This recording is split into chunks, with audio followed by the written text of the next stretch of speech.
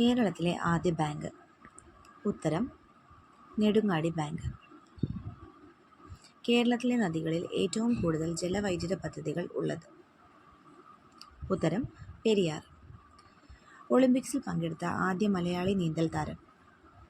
ഉത്തരം Sebastian Xavier. Wayanad ജില്ലയുടെ ആസ്ഥാനം. ഉത്തരം കൽപ്പറ്റ. ഇന്ത്യയിലെ ആദ്യത്തെ തേക്ക് മ്യൂസിയം. ഉത്തരം നിലമ്പൂർ. ഒരേ ഒരു റെയിൽവേ സ്റ്റേഷൻ മാത്രമുള്ള കേരളത്തിലെ ഏക ജില്ല. ഉത്തരം പത്തനംതിട്ട. കേരളത്തിൽ ഏറ്റവും കൂടുതൽ തേയില ഉൽപ്പാദിപ്പിക്കുന്ന ജില്ല. ഉത്തരം ഇടുക്കി. സൈലന്റ് വാലിയിലൂടെ ഒഴുകുന്ന നദി. ഉത്തരം കുന്തിപ്പുഴ. കേരളത്തിലെ ആദ്യത്തെ കയർ ഗ്രാമം. ഉത്തരം വയലാർ. കേരളത്തിലെ ആദ്യത്തെ ലയൺ സഫാരി പാർക്ക്. ഉത്തരം നെയ്യാർ ഡാം.